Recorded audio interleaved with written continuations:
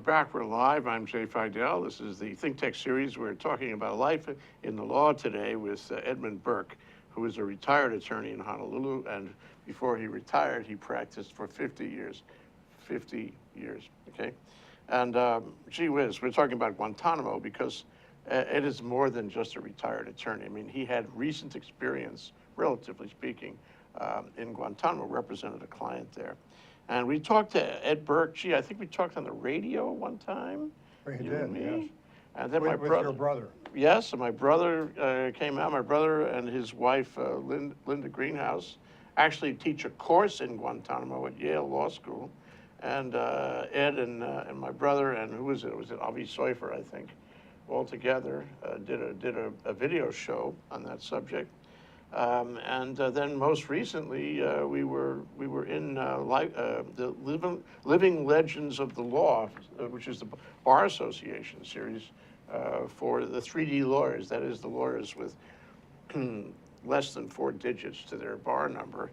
And Ed was a member of a panel for that. I guess I was too. I think you were there. I was on the same panel. Yeah. I wasn't interviewing you, but I was on the same panel with you. And Ed talked about his experience around Guantanamo. But there wasn't enough time to really get into it in depth.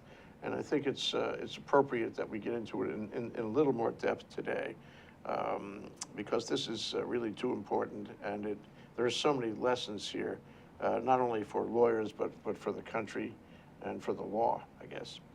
So I guess and one more thing about Ed is that he's Naval Academy, spent some time in the Navy, and his father was in the Navy too. So he sees things as a lawyer, a trial lawyer who practiced 50 years, and he sees things as somebody who has close contact, who has had close contact with the Navy, and for that matter, the Marines, and for that matter, the U.S. military. So it's not an ordinary view of the circumstances. And I wanted to, well, welcome to the show, Ed. Well, thank you. Thank you for coming down. It's really important that we cover this because it's an important topic in our time. And you know, it's one of those things where it began shortly after 9/11. It was really an important legal development in our country's history. And lest we forget, we should not forget what has happened, and we should remember the issues instead of letting them slide off into the sunset. So my first question to you is, what's going on in Guantanamo right now? What's the news? What's the current state of affairs? Situation report. Well, of course, I know more about that than anybody who listens to the television or reads about this in newspapers. I think the main thing is that the release of some prisoners, I believe, has been accelerated in the last year. Before then, I always felt that I was a lone voice complaining about Guantanamo, and I think the general public pretty much lost interest in it until it became an issue, I believe, for the president.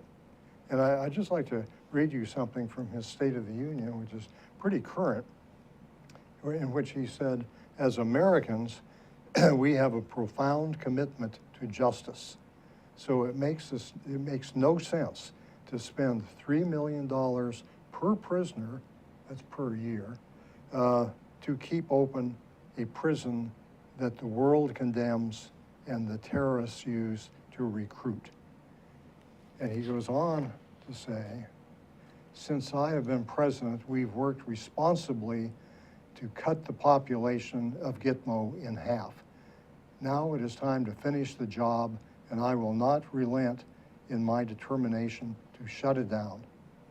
It is not who we are." And then there was applause. It's time to close Gitmo. I could not make a statement about Gitmo that is any more articulate than that. I think he is hitting the ball right over the fence. And you know, I'd be happy to answer. Well, let me give you my thoughts and reactions. Certainly, and I'm with you and the president. I'm in good company. I agree.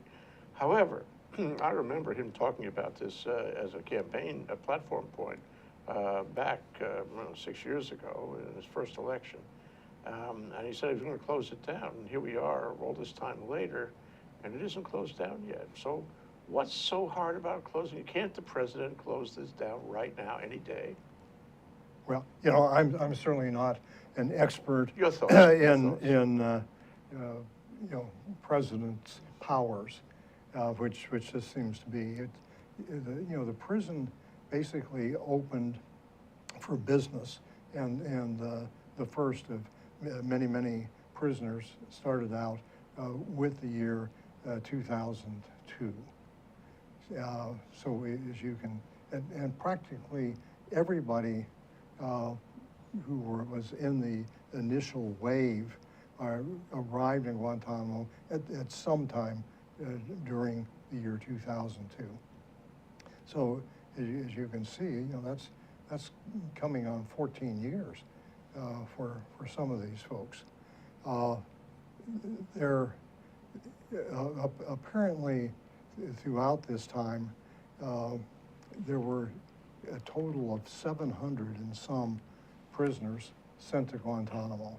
I don't think they were all there simultaneously, but there is a book out now that refers to the number of prisoners who've been there. So when the president says that he has reduced the Gitmo it's my in half. It's my understanding that he's talking about the current number, which is about 120 from what you read in the papers, and so it's just during his term in office, and I think it was really mainly the last term where he was able to do this. Congress, I think, at one stage got into the act, and you had people like Senator McCain, who was a prisoner of war himself for quite a while. He was at the Naval Academy at the same time I was. You knew him? I didn't know him, but I knew of him because his father was Sink Pack. Right out here. Head guy here. I knew him back when. And then his grandfather was one of the leading carrier admirals in World War II. So I mean, he came from pretty popular stock. Maybe he should have stayed with it. But anyway, his more recent pronouncements are, let's not close down Guantanamo. We need to keep these people locked away from the rest of us. And as the former vice president said, they were the worst of the worst. That was without support, that statement. Yeah, from my knowledge of the person that I was representing, you know, this was a guy that was very crippled up. He had, back in 1998, keep in mind here we are 4 years before he winds up in Guantanamo, he had blown off or very seriously injured his right leg, which eventually had to be amputated below the knee. And so there were very few times that I ever was able to observe him walking, but in those few times he used a walker and just shuffled along, and to think of a person like that being labeled a danger to mankind and basically you know, what word am I looking for? Well, anyway. Can you tell us, I know you don't want to talk about who exactly he was, but can you tell us what he was charged with doing? He wasn't charged with doing anything. And the majority of his fellow prisoners were in the same boat. There were no charges rendered against them. They were just there. And so, well, this is a big problem. You open a prison and you put a lot of people in there without a plan for actually doing justice on them. You don't know what to charge them with. You have no specific evidence of wrongdoing. You just know they were found in the wrong place. Am I right? And so you leave them in jail until the cows come home. There's a basic structural problem with that, especially in view of the gains we've made in justice in the United States over the past couple hundred years. And I just wonder, I mean, wasn't it clear, even in 2002, this wouldn't work? I mean, locking people away in Guantanamo. Without a reason, without evidence, without a plan. Well, it should be, because it has not worked well. Eventually they got around, and I think this was through military administered cases, but they finally got around to charging and trying just a handful of people, and some of those convictions then got thrown out because of torture and things of that kind that a lot of the prisoners had experienced. So, the big problem is there were no charges that you could fight against. However, I believe it was our Supreme Court ruled that Guantanamo was part of the United States as far as the applicable laws, and basically specifically held that habeas corpus applied to these individuals. So people like I were referred to as the habeas attorneys. That's what we were there for, is to gather as much evidence as we could, and then have a hearing. And in my case, we did all that. Maybe you should explain what habeas is. Well, it basically is asking a judge to determine whether or not there is enough evidence against a given individual to proceed to trial on what he's charged with. Here, we hadn't even crossed step one by having a charge to compare to.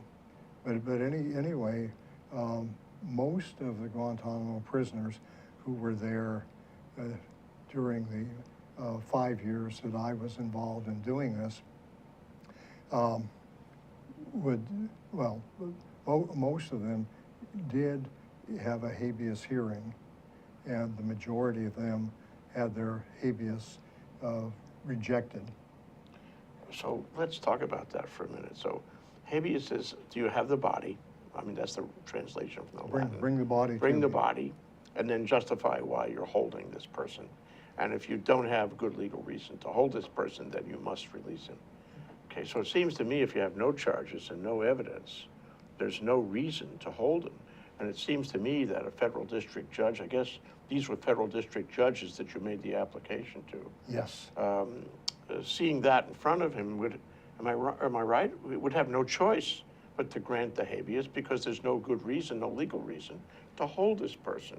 He must release him. Well, let me tell you along those lines what what I learned from our experience. And this, we had our habeas hearing in the D.C. District Court in April of 2007, I guess. Anyway, there was a Judge Robertson who seemed like a very fine man and was doing the best he could under these circumstances. And he later rendered a non-classified opinion, and then later had a classified opinion. And I no longer have privy to those. But he, let me make sure I have this correct. Could we just take a break? Yeah, we're going to take a break. Yeah. What a perfect time. That's Edmund Burke, retired attorney in Honolulu, a trial attorney, practiced for 50 years, and about 40 years in, he decided he was going to represent a defendant who was incarcerated, interned, well, I guess detained is the word, in Guantanamo, Cuba. And we're here talking about that to follow up on a living legend of the law program we did a few weeks ago. We're calling this Making Sense of Guantanamo, and it isn't easy. But it is easy to take a break. We'll be right back. Aloha, my name is Paul Jackson, better known as PJ, and my local interest is in sports. I have my own sports radio show at KWAI AM 1080 that you can stream live. I also have my own website, pjsportsradio.com. We have live guests in studio, and we talk about discussions and topics that everyone wants to know locally here on the islands. We cover everything from surfing to basketball to whatever's going on locally, sports-wise. We try to do our best and cover the topics in depth as much as we can. Once again, thank you for joining PJ here on Hawaii Sports Update.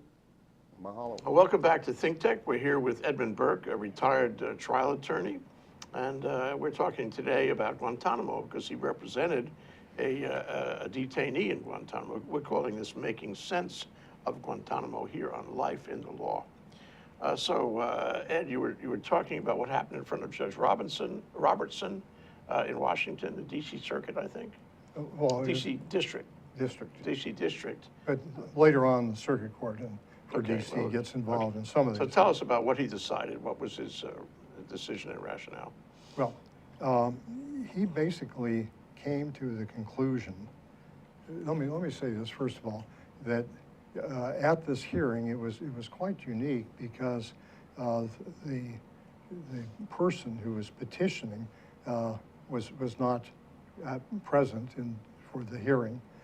He remained in Guantanamo, and in our case did not participate in any way in this hearing. We basically conducted it, just using records and one thing and another. So it was a little difficult.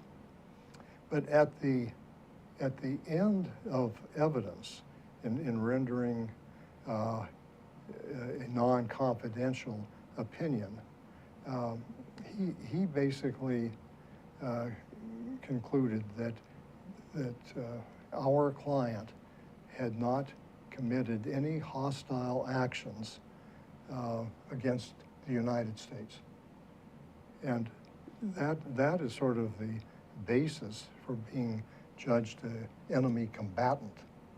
And he agreed with our position, the way we described it from the medical records he had seen, that this man, probably was unfit to be doing any kind of medical, or criminal actions against anybody. Because here he was, this guy that could barely limp around. There had been a subpart of the accusation. There were quite a few people who we had referred to as stool pigeons that were fellow prisoners, and in order to get to better their living conditions and food and so on, they would accuse their fellow prisoners of some of the most god-awful things. In this case, this person who was well known to all of us basically charged my client with being instrumental in the escape of what's the person's name, the SEALs later took care of. Bin Laden. Bin Laden. And that my client, even though he was very hobbled, went up into the mountains and was one of the people responsible for the escape of Bin Laden. The judge specifically found that never happened. And so we have this situation where a judge is finding that our client had taken no hostile action against America, and still, he still ruled against us. What was the basis? Well, the basis was this, that my client had a medical record just 10 feet tall, and he was in the early days after he had injured his right leg in the mine accident. He would receive hospital care, and then between hospital stints, he would stay in guest houses, located in Kabul, in Afghanistan. And the judge found out, sort of bought the government's argument that those guest houses were run either by the Taliban or al-Qaeda. And the fact that my client was allowed into the guest house would be indicated that he was sympathetic to al-Qaeda and the Taliban, and therefore, with that kind of association, he couldn't turn the prisoner free. That's really a stretch. Yeah, well, It reminds me of that movie Conspirator, about the lady who owned the boarding house at which the conspirators met to plan their conspiracy to kill Lincoln. And because she owned the boarding house, because she was there in the house when they met, she must be part of it. And they hung her for that in a court-martial. yeah. Well, anyway, that's sort of what we were up against as far as reasoning. In other words, it's a classic guilt by association, but there was no evidence presented by the government indicating what guest houses and what was the basis of them determining. I mean, a guest house is, as I understand it, in a lot of these countries, is very much like a hotel. That's all you got, and there's no other place to go if you're between operations and that type of thing. So what was on the judge's mind, really, that he would make a decision? Because, the quality of a federal judge is better than what you're describing here. Surely this couldn't be his true justification for holding on to this prisoner. Well, I mean, it's what he said. And, at the same time, the D.C. Court of Appeals was coming out with decisions that, laid open criteria. And I can't cite you to any given opinion right now, but there were plenty of them that made it very difficult for the district judges to grant habeas. And years later, this same Judge Robertson wrote a very moving essay that was published in quite a few bar journals. And he wasn't concentrating on this case, but he was definitely concentrating on the several cases as a group. And you sort of got the impression from that the way justice was being administered in Guantanamo was the antithesis to him. He didn't really like that. But anyway, that's where we are. To go, you got involved in a situation where the administration and the Pentagon wanted these guys off the battlefield. They didn't want them to go back and, have any more experience on the battlefield against the United States. So they made this prison, and they made a bunch of rules that had no precedent, really, to hold them there. And all of that was unfolding, and you saw that from Hawaii, and you decided you were going to volunteer to represent one of those guys in an historic process, and not the best part of American history for sure. Why did you do that, Ed? Well, it just struck me from the bits and pieces we were hearing, and the fact that an organization I belong to, the American College of Trial Lawyers, basically had issued some edicts as to how bad this situation was, and calling for volunteers to basically represent this myriad of prisoners. I think probably during most of the time I was involved, we were at the 200 to 300 level of prisoners. I don't like to call them detainees. That smacks too much of somebody who is just being held up temporarily. These guys are out and out prisoners and were very poorly treated in different times that this was going on. This was a strange situation because the government, as a matter of policy, wanted to hold them as long as possible till the cows come home, and yet the government, the country was in a kind of controversy over this, wasn't it? Well, The legal structures in the country didn't agree on how to handle this. Well, that's all true, and I think a lot of members of the public. I made 10 different trips to Guantanamo during a 5-year period, and wound up describing to lay people here in Hawaii what I had observed. Anyway, there was a lot of interest when I first got involved with this. Then I think over the last 4 or 5 years, these have become the forgotten men. And I say men because all prisoners are all men.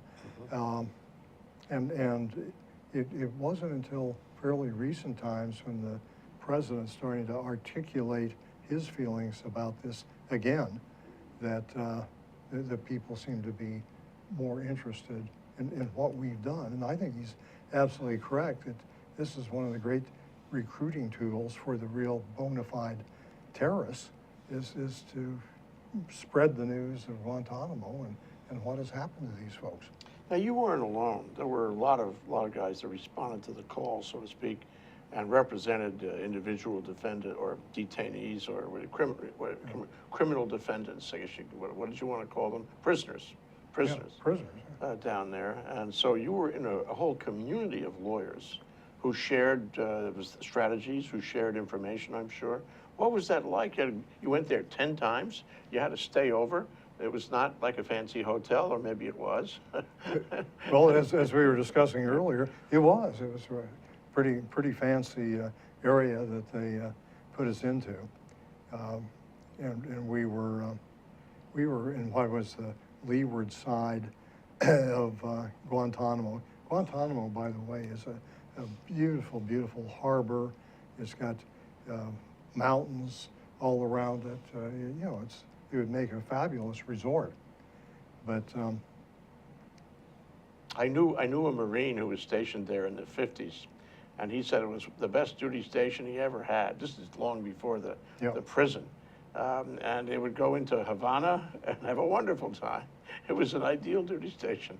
Of course, it changed a lot in the time you were there. Well, I was actually there myself in 1953 and again in 1955 when back in those days we used to have midshipman cruises, and so after going to an exotic place like Rio de Janeiro or even London, we'd wind up in Guantanamo because it was a gunnery range for the Navy in those days. So I wound up spending a couple of days in each of those years in Guantanamo. It must be a complete disconnect. You go and you have the nice BOQ type quarters, bachelor officers' quarters over there, and they treat you pretty well. They feed you and all this. I guess you have to pay your own way, but when you get there, you're treated pretty well. We were given commissary privileges, so we would at night, the group of lawyers who happened to be there, and it was constantly changing because you'd stay for about 2 or 3 days once you got there, and it would take me the better part of a week to make the round trip. But Was everybody represented? You said at the time that when you were at Guantanamo was at the level of, say, 300. Were there 300 lawyers coming and going? I don't think so, but I don't really have those numbers in mind. But just from the organization I was in, we later had a sort of a program that was put on during one of our annual meetings, and I believe that of my fellow college members, that about 50 to 60 were engaged in this pursuit. Some of them with much greater success than I had. Some of them got their men out They on did. habeas corpus. Yes. Now, what happened when they would get them out? Certainly they had no rights to immigrate to the United States, and they probably went home, yeah? Yes, I think that would. And that was, if you had won your habeas corpus motion, your man would have gone back to his place of origin. Well, that gets us into another problem. My client was from Libya, and after he had been imprisoned for about 4 years, and this is still before the time I came to know him, he was visited in prison by a delegation from Libya. And these people basically said, you know, we can hardly wait to get our hands on you, and went through some gory descriptions of what they had in mind for this guy, because he was a member of an organization that basically was actively trying to overthrow Gaddafi. They were never successful, although we came along years later and helped a great deal in getting rid of Gaddafi. But why would the delegation come to see him if they were going to, you know, do terrible things to him if he returned? Well, I don't know. I couldn't explain that. However, he believed them. This was exactly what they would do if he got released. And so he announced to me and anyone else who had listened to him that he would much rather rot his days away in Guantanamo than go back to Libya. Wow, wow. So, What a life. Let me take a break, Ed. Take a quick break. That's Edmund Burke. He's a retired trial attorney here in Honolulu, having practiced 50 years, and I guess 10 or 15 years ago, he got involved in Guantanamo, representing one of the prisoners there. We're calling this Making Sense of Guantanamo, although I don't think we can, here on Life in the Law. We'll be right back after this short break. Ted Ralston, folks, host of our show at ThinkTech Hawaii called Where the Road Leads, where we talk about technology influencing the future of Hawaii. Technology, of course, is the art of solving problems. We always bring in interesting and informed guests who can see from different perspectives and different points of view how that future might unfold and how technology can assist us in getting there. So once again, join us 4 o'clock to 5 o'clock on Fridays. Ted Ralston, your host. And please, if you have ideas that you'd like us to address on this show, or folks who you think should be on it, let us know. Okay, we're back. We're live. We're here. I'm Jay Fidell here on ThinkTech, and we're talking about about making sense of Guantanamo with Edmund Burke, who was a retired trial attorney who had a client there. So, yeah, to carry it a little further about what happened, Ed, so you lost with Judge Robertson for reasons not clear. And now you had the opportunity to go to the district, or rather the circuit court for the D.C. Circuit. And did you appeal? no, we didn't, because decisions were coming out at that time that led us to believe that we wouldn't really get anywhere with the finding of the hotel, so to speak. So that was it, or was it? Well, it was because at about that time, both before we had our hearing, and I had a co-counsel too, who was a Washington, D.C. attorney, and we attempted to meet with our client in Guantanamo before the habeas hearing, and he refused to meet with us. And then after we had communicated the results to him, he went back to Guantanamo again, which was sort of a big operation. We had to bring our own interpreter along, and but anyway, he refused both before and after to meet with us. And so I wrote him a letter at that stage saying, well, we can't go on like this, and I'm withdrawing as your attorney. Mm-hmm. But that takes us to an interesting place. I mean, you saw him as an American lawyer, trial lawyer, and you had, loyalty. You applied your ethical obligation to represent your client and do the best job for him. The standard ethical requirements of a trial lawyer and a client. But how did he see you? It sounds like, he was angry with the U.S. He was probably angry before any of this happened. And you were a part of the whole U.S. system, He didn't feel that he was getting a really good shake at all. He probably wasn't happy with you. I mean, on day one. Well, that's, there's a lot of truth to that. Yeah, it's sort of an emotional thing because you get really sort of tied up with these folks. And our guy had really a delightful sense of humor.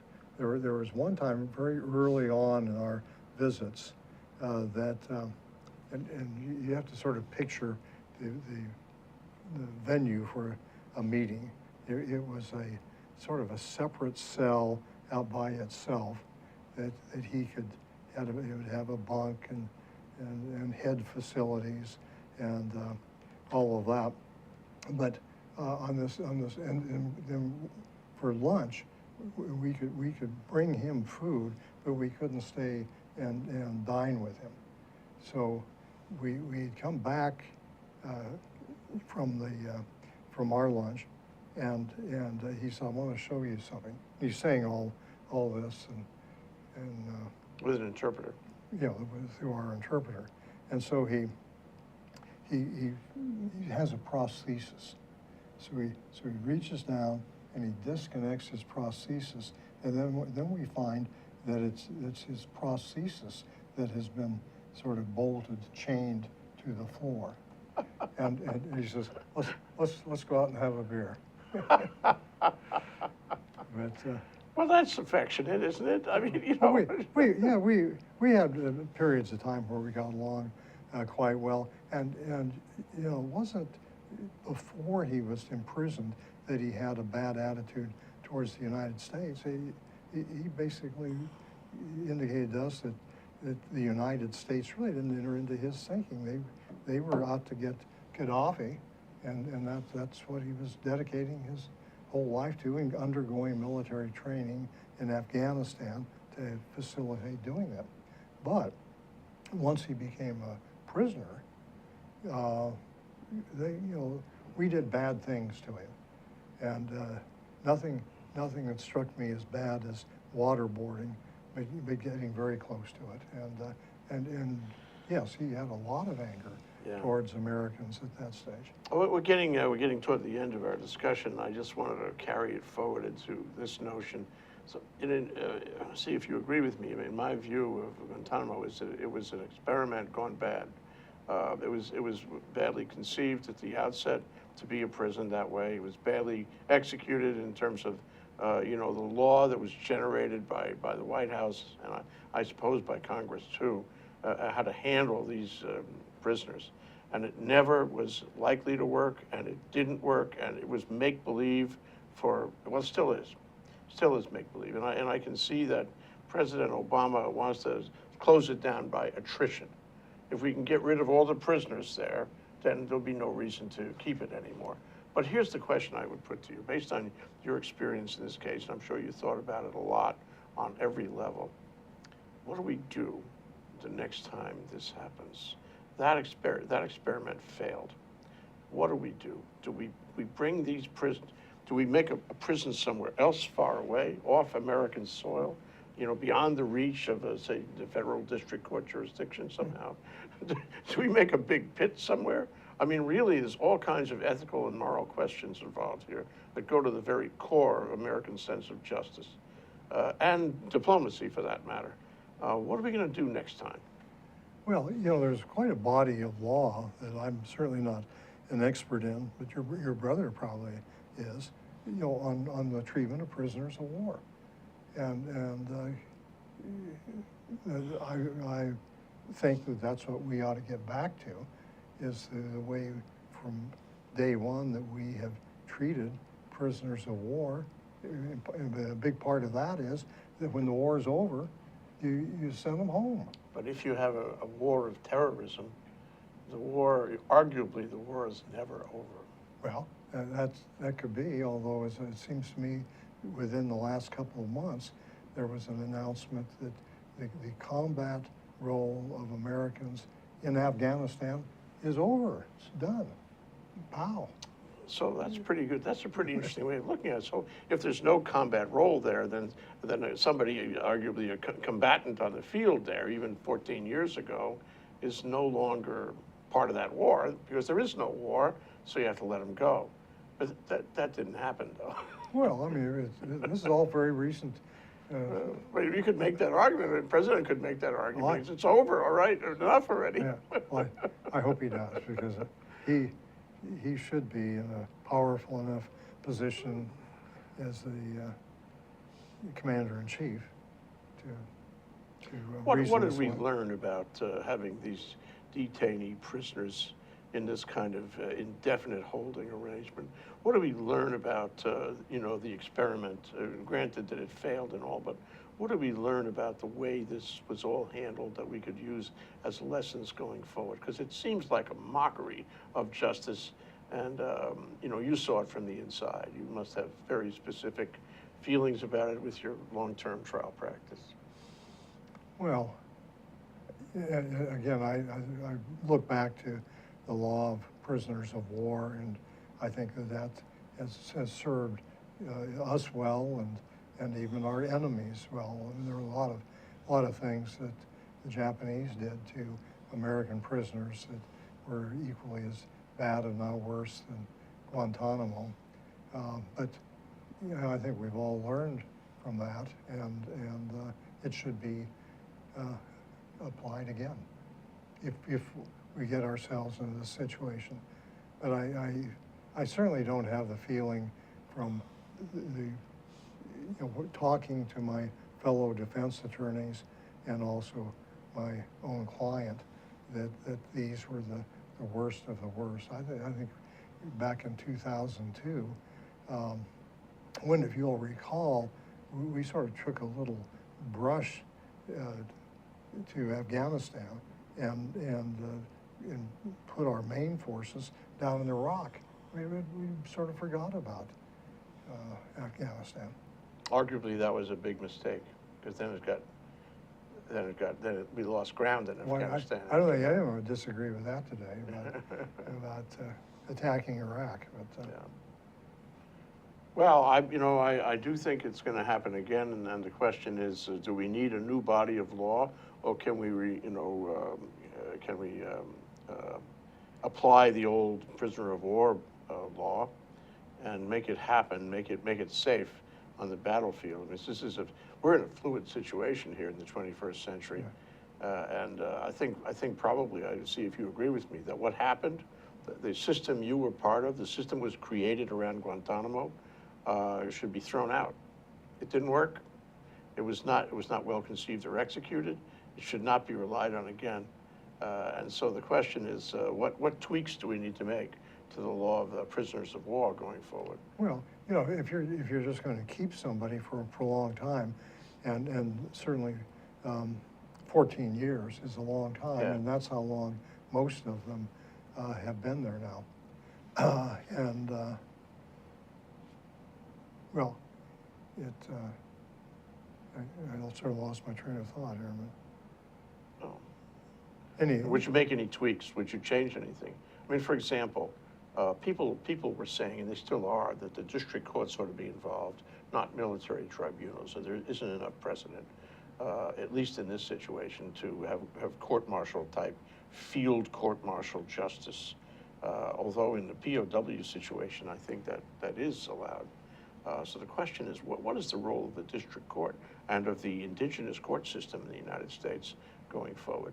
Did they play a useful role? It doesn't sound like they did, actually. well, I think they did to a limited extent, but you know, well, just the idea of having these people locked away for 14 years, and then one of your early questions was, what were they charged with, or your client, and that's never happened yet. We're not to a real step one of charging somebody with, you know, a crime against humanity or whatever, and have a trial.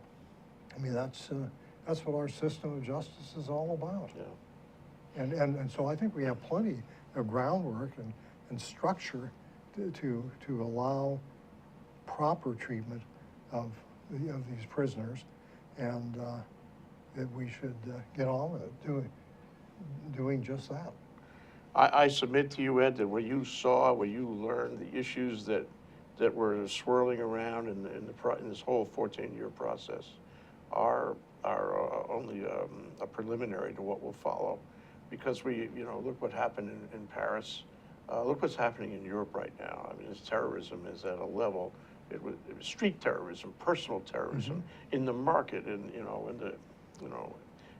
the publication office of a magazine.